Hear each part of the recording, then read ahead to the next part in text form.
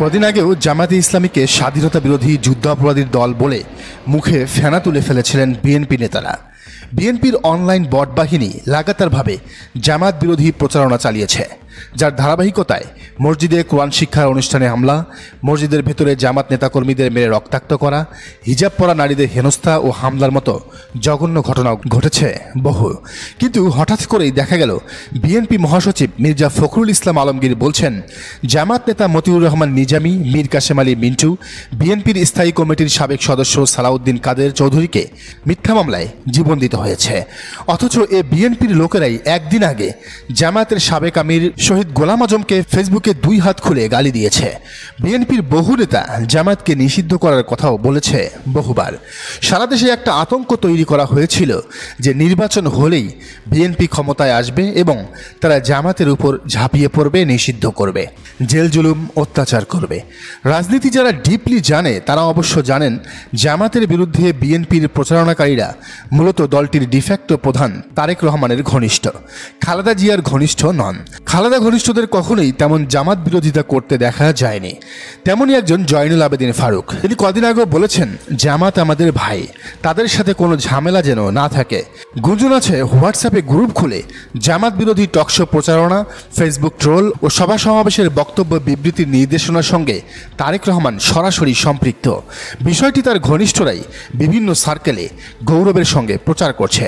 এর মধ্যে তারেক রহমানের ঘনিষ্ঠ সহকারী হিসেবে পরিচিত কট্টর জামাত বিরোধী একেএম ওয়াহিদুজ্জামান অ্যাপোলো নামে এক অভদ্রলোক ঢাকার সাংবাদিক মহলে মূর্তিমান আতঙ্ক হিসেবে হাজির হয়েছেন।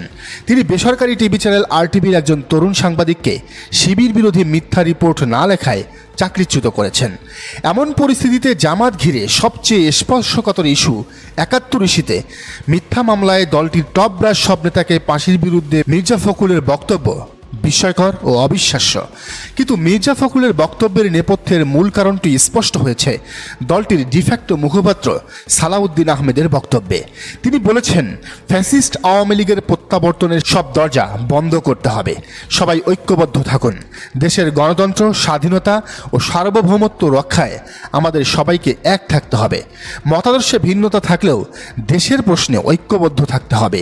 যদি আমাদের অনৈক্যের কারণে ফ্যাসিবাদের প্রত্যাবর্তন ঘটে, জাতি আমাদের কখনোই ক্ষমা করবে না। সালাউদ্দিনের বক্তব্যে এটা স্পষ্ট যে আগামী নির্বাচনে আওয়ামী লীগের অংশগ্রহণেরও ঘোর বিরোধী বিএনপি, কারণ নির্বাচনই ফ্যাসিস্ট আওয়ামী লীগের প্রত্যাবর্তনের প্রধান দরজা।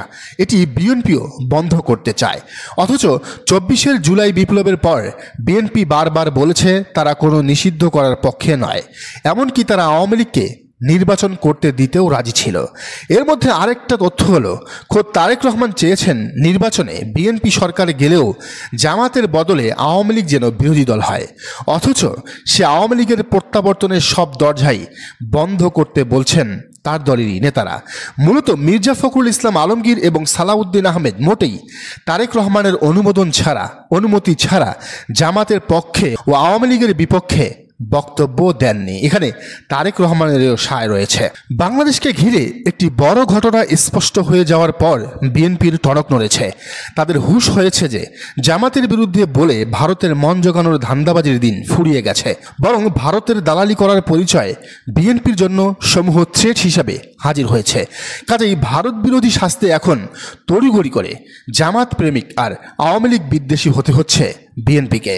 কিন্তু কেন এমনটি ঘটছে, আসলে ভিতরের ঘটনা কি, এ বিষয়ে বুদ্ধিজীবী খোমেনি এহসানের একটি পর্যবেক্ষণ জেনে আসা যাক। তিনি লিখেছেন, যুক্তরাষ্ট্র স্পষ্ট করেছে যে আগামী ফেব্রুয়ারিতে হতে যাওয়া বাংলাদেশের জাতীয় নির্বাচনটি এমন হোক যেন আমাদের দেশ ভারত ও চীনের ছায়ায় আড়ালে থাকা রাষ্ট্র থেকে বের হতে পারে। দেশটি চায় বাংলাদেশ এ অঞ্চলে ভারত ও চীনের মতোই একটি স্বাধীন পক্ষ হোক। কথা হলো, যুক্তরাষ্ট্রের এ বার্তার মানে হলো আগামী নির্বাচনে যেন ভারতের দালাল দল আওয়ামী লীগ কোনোভাবেই ক্ষমতায় যাওয়ার সুযোগ না পায়। সেক্ষেত্রে ভারতের নতুন দালাল হতে চাওয়া বিএনপির বিষয়েও যুক্তরাষ্ট্রের অবস্থান নেতিবাচকই। গুরুত্বপূর্ণ বিষয় হলো, যুক্তরাষ্ট্রের অবস্থান জানতে পেরেই বিএনপি এখন ভারত ও আওয়ামী লীগ বিরোধী হিসেবে নিজেদেরকে তুলে ধরতে যাচ্ছে। এজন্যই জামাত নেতাদের ফাঁসি ও লীগের প্রত্যাবর্তন নিয়ে হঠাৎ এত কথা, এত গুঞ্জন, এত আলোচনা। তো যুক্তরাষ্ট্রের এই অবস্থান স্পষ্ট হয়েছে কয়েকটি বিষয়ে। প্রথমত, ভারতপন্থী সেনা কর্মকর্তাদের বিচার। গুম খুনের অভিযোগে আন্তর্জাতিক অপরাধ ট্রাইব্যুনাল বেশ কয়েকজন সেনা কর্মকর্তার বিচার শুরু করেছে। এদের পরিচয় হলো এরা বিগত 15 বছর ভারতপন্থী হাসিনা রেজিমের হয়ে অ্যাক্টর ছিল। সহজ কথায় এরা ভারতের লোক ছিল। এদেরকে যে বিচার করা হচ্ছে তার সঙ্গে মার্কিন যুক্তরাষ্ট্রের সংযোগ আছে, আমেরিকার সায় আছে বলেই এত বড় বিচার করা সম্ভব হচ্ছে। এক্ষেত্রে মনে করিয়ে দেওয়া দরকার, আন্তর্জাতিক অপরাধ ট্রাইব্যুনালের চিফ প্রসিকিউটর তাজুল ইসলাম সেনা কর্মকর্তাদের নামে আনুষ্ঠানিক অভিযোগ দাখিল করার আগে যুক্তরাষ্ট্র সফর করেছিলেন। এই তথ্য গুরুত্বপূর্ণ এজন্য যে যুক্তরাষ্ট্রের নতুন অবস্থানে বাংলাদেশ সরকারের পাশাপাশি সেনাবাহিনীকে পক্ষ ধরে কাজ করার কথা রয়েছে। সেক্ষেত্রে সেনাবাহিনীকে ভারতীয় দালালদের প্রভাবমুক্ত করতে বিচারের যে প্রক্রিয়া তার সঙ্গে মার্কিন সংযোগ আছে এবং এর মাধ্যমে একটি বার্তা দেয়া হলো। 2, শেখ হাসিনার রায় 13 নভেম্বর। শেখ হাসিনার বিচার যেন না হতে পারে এজন্য অন্তর্বর্তীকালীন সরকারকে ফেলে দিতে বেশ কয়েকবার চেষ্টা হয়েছে। এর মধ্যে আগস্ট থেকেই নির্বাচনকালীন তত্ত্বাবধায়ক সরকারের কথা হচ্ছিল। এমনকি খোদ বিএনপিকে দিয়ে তত্ত্বাবধায়ক সরকার গঠনের কথা বলা হয়েছিল। এমন সরকার হলে জুলাই গণহত্যা ও আগের গুম খুনের বিচার বন্ধ হয়ে যেত, কারণ তত্ত্বাবধায়ক সরকারের নির্বাচন ও রুটিন দায়িত্ব পালনের বেশি কিছু করার এখতিয়ার নাই। সেই সরকার হলে আওয়ামী লীগকে আগামী নির্বাচনে নিষিদ্ধ করার সুযোগও ছিল না, কারণ অন্তর্বর্তীকালীন সরকার লীগের কার্যক্রম বিচার না হওয়া পর্যন্ত নিষিদ্ধ করেছে। কাজেই বিচার না হলে লীগের নিষেধাজ্ঞা থাকে না, আর অন্তর্বর্তীকালীন সরকার তো নিষিদ্ধ করবেই না। এক্ষেত্রে একটি তথ্য দেই, সম্প্রতি আওয়ামী লীগ যে ঘন ঘন মিছিল করেছে তা মোটেই এই দলটি আয়োজন করেনি। এসব মিছিলের নেপথ্যে গোয়েন্দা সংস্থা, মিছিলকারীরা হলো ভাড়াটে। এসব মিছিলের টার্গেট হলো অন্তর্বর্তীকালীন সরকার পরিবর্তন, শেখ হাসিনার বিচার বন্ধ ও আওয়ামী লীগকে দেশে ফেরানো। কিন্তু আগামী নির্বাচনকে লীগ মুক্ত রাখা ও ভারতের দালাল শেখ হাসিনাকে শায়েস্তা করার যে জরুরত আছে তার সামনে গোয়েন্দা সংস্থা ও ভারতের কোনো উদ্যোগী পাত্তা পায়নি। তারা রীতিমতো ব্যর্থ হয়েছে। ইতিমধ্যে আন্তর্জাতিক অপরাধ ট্রাইব্যুনাল ঘোষণা করেছে আগামী 13 নভেম্বর শেখ হাসিনা ও আসাদুজ্জামান কামালের রায় হবে। রায়ে দুজনেরই কঠোর শাস্তি হবে, কারণ ম্যাসাকারে তাদের জড়িত থাকার বিষয়টি বিয়ন্ড দ্য ডাউট প্রমাণিত হয়েছে। মূলত হাসিনার রায় হয়ে যাওয়ার মধ্য দিয়ে আওয়ামী লীগের রাজনীতির অবসান ঘটবে। এমনকি রিফাইন্ড আওয়ামী লীগও ভাত পাবে না। এর মাধ্যমে বাংলাদেশকে ভারতের ছায়া থেকে বের করার বিষয়ে যুক্তরাষ্ট্রের দৃষ্টিভঙ্গিকেই অনুসরণ করা হবে। তৃতীয়ত, 1 বছরেরও বেশি সময় পরে বাংলাদেশে রাষ্ট্রদূত নিয়োগ দিয়েছেন মার্কিন প্রেসিডেন্ট ডোনাল্ড ট্রাম্প। এর মধ্য দিয়ে ট্রাম্পের বাংলাদেশ নীতি অনেকটা স্পষ্ট হয়ে গেছে। ভারতের সঙ্গে সম্পর্ক শিথিল করে পাকিস্তানের সঙ্গে সম্পর্ক জোরদার করার মতোই বাংলাদেশের সঙ্গে সম্পর্ক জোরদার করা হলো ট্রাম্পের নীতি। সেক্ষেত্রে বাংলাদেশকে ভারত ও চীনের পাশে একটি শক্তিশালী স্বাধীন পক্ষ হিসেবে দেখতে চাওয়া হলো ট্রাম্পের মূলনীতি। যুক্তরাষ্ট্রের নতুন রাষ্ট্রদূতের নাম ব্রেন্ট কিস্টেনসেন। তার নিয়োগ অত্যন্ত তাৎপর্যপূর্ণ। তিনি কাউন্সিলর শ্রেণীর একজন কূটনীতিক। বাংলাদেশে তার পদটি রাষ্ট্রদূতের হলেও পদটির নাম হলো অ্যাম্বাসেডর এক্সট্রাঅর্ডিনারি অ্যান্ড প্লেনিপোটেনশিয়ারি, মানে হলো তিনি সর্বোচ্চ পর্যায়ের একজন কূটনীতিক, অন্যদের মতো নন। এরকম কূটনীতিকরা তার দেশের সরকারের সর্বোচ্চ প্রতিনিধিত্ব করার পূর্ণ ইখতিয়ার রাখেন।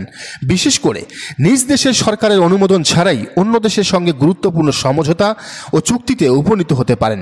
এই পূর্ণ ক্ষমতা তাদেরকে আন্তর্জাতিক সম্পর্কের ক্ষেত্রে স্বাধীন এজেন্ট, চুক্তি স্বাক্ষরে সক্ষম ও নিজ দেশের সর্বোচ্চ স্বার্থের প্রতিনিধিত্ব করতে সমর্থ করে তোলে। কাজেই নতুন মার্কিন রাষ্ট্রদূত ব্রেন্ট কিস্টেনসেন তার পদমর্যাদার কারণে বাংলাদেশের দায়িত্ব পালনকালে গুরুত্বপূর্ণ ভূমিকায় অবতীর্ণ হবেন। এর মধ্যে যুক্তরাষ্ট্রের হয়ে তিনি নিজেই গুরুত্বপূর্ণ সিদ্ধান্ত গ্রহণ ও চুক্তি করবেন, যা করার এখতিয়ার বেশিরভাগ কূটনীতিকেরই থাকে না। তিনি কোনো চুক্তি ও সমঝোতার বিষয়ে সরাসরি অথরিটি হিসেবে ভূমিকা পালন করবেন। এক্ষেত্রে ওয়াশিংটনে তাকে চুক্তিপত্র পাঠিয়ে অনুমোদন আনতে হবে না। তার পদটি ক্ষমতার প্রতীক বলে বিবেচিত হবে। ফলে তিনি যখন কথা বলবেন তা যুক্তরাষ্ট্রের সর্বোচ্চ পর্যায়ের ক্ষমতার প্রতিনিধিত্ব করবেন এবং কথা ও কাজের বেলায় পূর্ণ কর্তৃত্বের অধিকারী হবেন। মার্কিন প্রেসিডেন্ট ট্রাম্প গত 2 সেপ্টেম্বর ব্রেন্ট কিস্টেনসেনকে রাষ্ট্রদূত হিসেবে মনোনয়ন দেন। এরপর মনোনয়ন অনুমোদনের জন্য সিনেটে পাঠানো হয়। গত 23 অক্টোবর সিনেটে শুনানি হয়। এ শুনানির সময়ে ক্রিস্টেনসেন বেশ কিছু গুরুত্বপূর্ণ ইঙ্গিতবাহী বক্তব্য দেন। তিনি বলেন, বাংলাদেশেও একটি গুরুত্বপূর্ণ মুহূর্ত রয়েছে। গত বছরের আগস্টে ছাত্র নেতৃত্বাধীন বিক্ষোভ 15 বছর ধরে ক্ষমতায় থাকা একটি সরকারকে পতন করেছিল। বাংলাদেশে আগামী বছরের শুরুর দিকে কয়েক দশকের মধ্যে সবচেয়ে বেশি পরিণাম বয়ে আনা নির্বাচন হতে যাচ্ছে। নতুন সরকার এবং সামনের দিকে এগিয়ে যাওয়ার নতুন পথ খুঁজে নিতে এই নির্বাচন হবে। একটি উজ্জ্বল ও গণতান্ত্রিক ভবিষ্যতের এই অভিযাত্রায় বাংলাদেশের পাশে থাকবে যুক্তরাষ্ট্র। কথা হলো, নতুন রাষ্ট্রদূতের দায়িত্ব তার নিজের বক্তব্য ও প্রশ্নের জবাব মিলিয়ে বাংলাদেশের আগামী নির্বাচন ও সামনের দিনগুলো নিয়ে যুক্তরাষ্ট্রের নীতি ও কৌশল স্পষ্ট বোঝা যায়। সেক্ষেত্রে স্পষ্ট যে যুক্তরাষ্ট্র বাংলাদেশকে ভারত কিংবা চীন কারো বলাই দেখতে চায় না। তারা চায় বাংলাদেশ নিজের মতো চলুক এবং যুক্তরাষ্ট্রের ঘনিষ্ঠ এলাই হোক। এই চাওয়ার সঙ্গে বিএনপির ভারতপন্থা মোটেই যায় না। বিএনপিকে ক্ষমতায় যেতে ও থাকতে হলে মার্কিন দৃষ্টিভঙ্গির আলোকে ভারতের সঙ্গে সম্পর্ক পুনর্বিবেচনা করতে হবে। এক্ষেত্রে বিএনপি কদ্দূর কি করতে পারে তা দেখতে হবে। তবে দলটি রাতারাতি কিভাবে অবস্থান বদলাচ্ছে তা দেখে এটি বোঝা যায় যে বিএনপি নিজেকে বদলানোর বিষয়ে যথেষ্ট তড়িৎ চেষ্টা করছে। এদিকে জামাতও যুক্তরাষ্ট্রের অবস্থানের বিষয়গুলো অবহিত বলে প্রতীয়মান হচ্ছে। বিশেষ করে দলটির আমির ডাক্তার শফিকুর রহমান বর্তমানে যুক্তরাষ্ট্রে অবস্থান করছেন। তার সঙ্গে মার্কিন কর্মকর্তাদের কাদের সাক্ষাৎ হয় এবং দলটি ক্ষমতায় গেলে কি কি করবে না করবে বলে যুক্তরাষ্ট্রকে জানাচ্ছেন তা অবশ্য জানা যাবে কিনা তা নিয়ে সন্দেহ আছে। তবে এরই মধ্যে সাংবাদিক ইলিয়াস হোসেনের প্রকাশিত এক ছবিতে বাংলাদেশে নিযুক্ত সাবেক মার্কিন উপরাষ্ট্রদূত জন ডেনিলোভিচের সাথে আমিরে জামাতকে দেখা গেছে। জামাতের কূটনৈতিক তৎপরতা নিয়ে বিএনপি কিছু আঁচ করেছে বলে মনে হয়। আর এ কারণেই জামাতকে এত তোয়াজ শুরু করেছে বিএনপির নেতারা। তবে জামাতে ইসলামী যে যেচে গিয়ে আমেরিকার সাথে দহরম মহরম করছে বিষয়টি কিন্তু সেটা নয়। আমেরিকা সহ ভারত বিরোধী গোটা বিশ্ব জানে এই অঞ্চলে ভারতকে শায়েস্তা করতে হলে জামাতকে লাগবেই। আর জামাত যেহেতু এখন সবচেয়ে জনপ্রিয় দল, ফলে শুধু আমেরিকা নয়, ভারত বিরোধী চীনও তাদের বাগে রাখতে চায়। এটাই জামাতের সফলতা, আমিরে জামাতের কূটনৈতিক কৌশল। দর্শক, আপনার কি মনে হয় জানান কমেন্টের ঘরে। আর এই চ্যানেলে নতুন হলে অবশ্যই সাবস্ক্রাইব করে বেল আইকনটি বাজিয়ে রাখুন।